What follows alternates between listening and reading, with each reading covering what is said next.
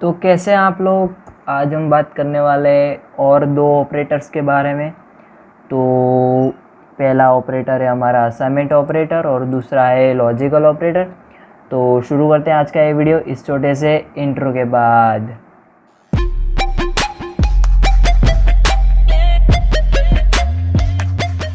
तो दोस्तों आज हम पहले बात करने वाले हैं असाइनमेंट ऑपरेटर के बारे में।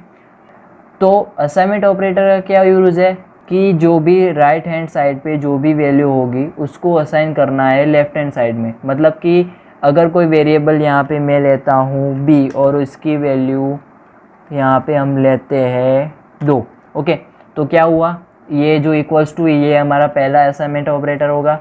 तो यहाँ पे b इक्वल्स टू ने क्या किया, जो राइट हैंड साइड वैल्यू थी मतलब कि 2 उसको असाइन किया b में मतलब कि लेफ्ट हैंड साइड।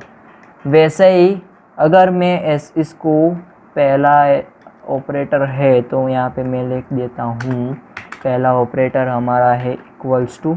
तो यहाँ पे अगर मैं यहाँ पे इसे लिखता हूँ a इक्वल्स टू बी, तो ये यहाँ पे भी ऐसा ही होगा कि जो b की वैल्यू है उसको असाइन करेगा a में। तो ये हुआ हमारा पहला असाइनमेंट ऑपरेटर। अगर मैं इसको प्रिंट करवा के आपको बता दूँ तो ये समझ में आ जाएगा आपको। अभी कंट्रोल बी, तो यहाँ पे आ गई है दो वैल्यू हमारी, पहली वैल्यू है a की और दूसरी वैल्यू है b की।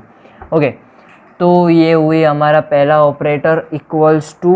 तो ये असाइन करता है value right hand side to left hand side. Okay, अभी हमारा नेक्स्ट ऑपरेटर है plus equals to.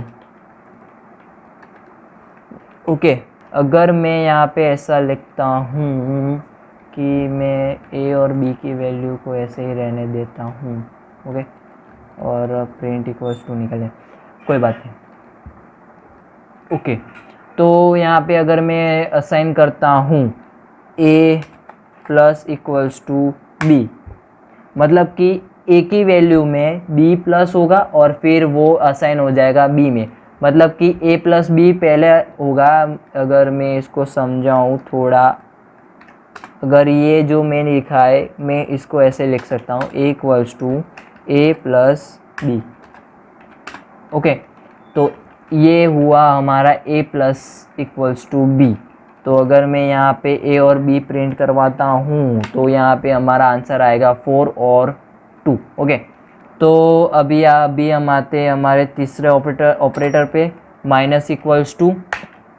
Okay, minus equals to क्या करेगा, जैसे प्लस इक्वल्स टू करता था वैसे ही minus equals to a minus equals to b। हाँ, एक मेन चीज़, अगर हम माइनस इक्वल्स टू यूज़ करते हैं तो उसके बीच में स्पेस नहीं डालनी है हमें। अगर हम स्पेस डालते हैं तो वो एरर अकर करेगा। यहाँ पे मैं दिखा देता हूँ, देखा तो ये एरर आएगी। तो इसीलिए हमें यूज़ करना नहीं है ये।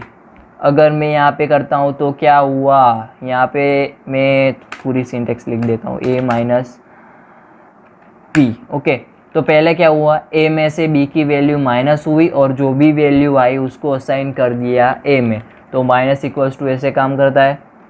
अभी हम आते हैं हमारे तीसरे ऑपरेटर पे जो है multiply equals to. Okay, multiply equals to means हम ऐसे रख सकते हैं a into equals to b। Okay, और यहाँ पे इसको मैं सिंटेक्स पूरी भी लिख देता हूँ a equals to a into B. Okay, अगर हम इसको रन करवाते हैं तो यहाँ पे आप देख सकते हैं 2 इंटू 2 4 और b की वैल्यू जो है वही हो रहेगी। तो ये हुआ मल्टीप्लाई इक्वल्स टू। अभी हम बात करेंगे डिवीज़न इक्वल्स टू की, वो भी ऐसे ही काम करेगा। मतलब कि जितने भी जो हमारे असाइनमेंट ऑपरेटर थे जो कि कहाँ थे, एडिशन, सब्सट्रैक्शन, मल्टीप्लिकेशन, डिवीज़न, और उतने ही ये है, सिर्फ यहाँ पे एक ऐड होता है इक्वल्स टू जो असाइन करता है वैल्यू। ओके, तो अभी आते हैं हमारे टॉपिक पे। तो a division equals to b। Okay, जो यहाँ पे मैं ये जो स्पेस एक्स्ट्रा देता हूँ वो इसलिए नहीं कि कोई एरर आती है, एरर तो कोई नहीं आएगा, पर इससे क्या थोड़ा कोड रीडेबल हो जाएगा आपका कोड, तो थोड़ा एट्रैक्टिव लगेगा कोड, इसीलिए मैं थोड़ी स्पेस दे देता हूँ कहीं कहीं पे। ओके, तो यहाँ पे इसको कोड इसको भी मैं लिख देता हूँ A = A B। ओके, तो ये हो गया हमारा कोड, और यहाँ पे मैं इसको करवाता हूँ रन। तो आप ये देखिए, मैंने कल कहा था वैसे ही हुआ, जो A2/2 हुआ तो उसकी वैल्यू कन्वर्ट हो गई फ्लोट में और 1.0 आया, जो मैंने कल कहा था वैसा ही हुआ है। तो A/B पहले परफॉर्म हुआ, मतलब कि 2/2, और जो 2 वैल्यू 1.0 आई वो वैल्यू ऐड हो गई A में। ओके, तो अभी हम आते हैं हमारे अगले ऑपरेटर पे। अभी अगला ऑपरेटर कौन सा है? Okay, modulus. वो है मॉड्यूलस इक्वल्स टू, तो A modulus equals to B। Okay, यहाँ पे इसको मैं अगर ऐसे ये ऐसे परफॉर्म करेगा A module by B। Okay, अगर मैं A और B की वैल्यू चेंज करूँ तो भी कोई फ़र्क तो नहीं पड़ेगा, दोनों में वैल्यू तो सेम ही आएगी। तो यहाँ पे इसको करता हूँ प्रिंट। तो यहाँ पे हमारे आंसर आया है क्या? 0 और 2, क्योंकि 2/2 0 ही आएगा, जो रिमाइंडर आएगी वो 0 ही आएगी। ओके, तो यहाँ पे इसको हम कर देते हैं कोड, कमेंट कर देते हैं। ओके, अभी हमारा लास्ट वाला आया है फ्लोर। फ्लोर फंक्शन ले लें, फ्लोर ले लेते चलो। तो floor equals to, sorry function नहीं ऑपरेटर, फ्लोर इक्वल्स टू, ये भी ऐसे ही वर्क करेगा जैसे कि A floor equals to B। Okay, अगर इसको मैं ऐसे लिखूँ तो आपको समझ में आ जाएगा, A फ्लोर B। ओके, तो यहाँ पे इसको प्रिंट करवाते हैं, तो यहाँ पे आ गया हमारा, जो डिवीज़न में 1 आया था वैसे ही 1.0 आया था, वैसे ही यहाँ पे हुआ 1 ही आया, और 2 उसकी B की वैल्यू आएगी।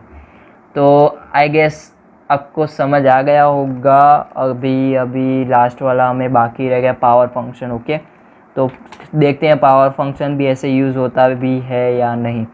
Power equals to, okay, A power equals to B, और यहाँ पे मैं इसको कमेंट करके आपका जो पूरा सिंटैक्स है वो भी लिख देता हूँ। ओके, अगर इसको प्रिंट करवाते हैं तो हाँ वो रन करता है इसमें, और यहाँ पे क्या हुआ, 2 मतलब कि 4 वैल्यू आ गई, और 2 हमारी B की वैल्यू। ओके, तो दोस्तों अभी हम आते हैं लॉजिकल ऑपरेटर में, और लॉजिकल ऑपरेटर में 3 ऑपरेटर्स आएंगे, जो कि पहला है एंड, इसको ऐसे भी लिख सकते हैं, कोई से भी लिख सकते हैं, कोई टेंशन लेने वाली बात नहीं है। और दूसरा है और तीसरा है नॉट। ओके, अभी पहले हम बात करते हैं एंड के बारे में। तो लॉजिकल ऑपरेटर का पहले मैं डेफिनेशन, मतलब कि वो क्या करता है वो बता दूं। तो सबसे पहले क्या होगा कि लॉजिकल ऑपरेटर है, जो लॉजिकल ऑपरेटर के दोनों साइड की कंडीशन चेक होगी। अगर दोनों साइड की कंडीशन ट्रू है तो वो ट्रू होगा, अदरवाइज फॉल्स। वो अभी मैं दिखा देता हूँ कि कैसे वर्क करेगा। अगर मैं यहाँ पे लिखता हूँ प्रिंट कोई कंडीशन ले लेते हैं, पहले ट्रू ही करते हैं हम, ट्रू एंड ट्रू। ओके, अभी क्या प्रिंट होता है देखते हैं हम, Ctrl+Z और Ctrl+V। ओके, तो यहाँ पे आप देख सकते हो, अगर मैंने एंड के दोनों साइड ट्रू लिखा है तो ट्रू आया। अगर मैं एक साइड फॉल्स लिखूँ, FALS फॉल्स, और इसको रन करवाता हूँ तो यहाँ पे आंसर आया है फॉल्स। क्यों? क्योंकि अगर दोनों साइड ट्रू वैल्यू है, कंडीशन ट्रू है, तो ही ये एंड रिटर्न करेगा ट्रू, अदरवाइज फॉल्स ही रिटर्न करेगा। अगर मैं यहाँ पे भी फॉल्स लिखता हूँ तो भी यही हालात रहेंगे। ओके, तो ये हुआ एंड, लॉजिकल एंड। अभी दूसरा है लॉजिकल और। तो और की और कैसे काम करेगा, अगर दोनों साइड फॉल्स है तो ही फॉल्स, अदरवाइज ट्रू होगा। ओके, तो यहाँ पे मैं दिखा देता हूँ कि पहले ट्रू और ट्रू, इसको रन करवाते हैं तो यहाँ पे रिटर्न किया ट्रू। अगर मैं आगे की वैल्यू कोई भी एक वैल्यू कर देता हूँ फॉल्स और इसको करते हैं, तो देखा आपने कि अगर कोई भी कंडीशन फॉल्स हुई, कोई दोनों में से कोई भी एक भी फॉल्स हुई, तो अभी ये रिटर्न करेगा ट्रू। फॉल्स कब रिटर्न करेगा, जब भी ये कि इसकी दोनों साइड की कंडीशन फॉल्स है तो ही वो फॉल्स रिटर्न करेगा। ओके, तो ये दोनों ऐसे ऑपरेटर है जिसको दो कंडीशन चाहिए। ओके, क्योंकि ये दोनों कंडीशन को कंपेयर करेंगे, यानी कि दोनों कंडीशन ट्रू है या फॉल्स, उस पर ही अपना खुद का ट्रू फॉल्स देंगे। ओके, तो यहाँ पे आ गए हम नॉट ऑपरेटर में। तो अगर मैं यहाँ पे पहले नॉट लिखता हूँ और उसके बाद ट्रू लिखता हूँ तो वो रिटर्न करेगा फॉल्स। आपको पता चल गया होगा शायद से। अगर कंडीशन ट्रू होगी तो वो रिटर्न करेगा फॉल्स। अगर कंडीशन फॉल्स हुई तो रिटर्न करेगा ट्रू। ओके, तो अगर कहीं पे भी आपको ऐसा लग रहा है कि ये कंडीशन है और वो ट्रू हो तो ऐसा नहीं होना चाहिए, तो इफ़ कंडीशन में आप नॉट लिख कर वो कंडीशन लिख दीजिए। अगर वो कंडीशन सही रही तो वो वहाँ पे वो इफ़ नॉट रिटर्न करेगा फॉल्स और आपका काम हो जाएगा, इफ़ कंडीशन चल जाएगा। तो यही कुछ बातें थी जो हमें समझनी चाहिए थी असाइनमेंट ऑपरेटर में और लॉजिकल ऑपरेटर में। ओके, बाकी कुछ ज़्यादा इसमें साइंटिस्ट वाला दिमाग नहीं लगने वाला कि कोडिंग बहुत हार्ड है। ये तो इजी है, सिर्फ आपको समझना है क्या कि ऑपरेटर्स कहाँ पे लिखने हैं और किस तरह से काम करेंगे। तो अगली वीडियो में हम बात करने वाले हैं बीटवाइज ऑपरेटर के बारे में। ये इसी वीडियो में कर देते, पर बीटवाइज ऑपरेटर थोड़ा पेचीदा है, इसीलिए समझने में थोड़ी आसानी रहे, इसलिए उसकी अलग वीडियो बना रहा हूँ। तो आशा करता हूँ आपको पता चल गया होगा। अगर कुछ भी कोई भी टॉपिक में नहीं पता चल रहा है तो आप मुझे कमेंट सेक्शन में कमेंट कर सकते हैं। तो सब्सक्राइब कर दीजिए हमारी चैनल को और लाइक कर दीजिए इस वीडियो को और ज़्यादा से ज़्यादा शेयर करना मत भूलिएगा। और हाँ, फिर 75% लोग अनसब्सक्राइब करके चले जाते हैं, सिर्फ देखते हैं और चले जाते हैं, तो प्लीज़ सब्सक्राइब कर दीजिए इस चैनल को। ओके, तो मिलते हैं अगली वीडियो में। सायोनारा।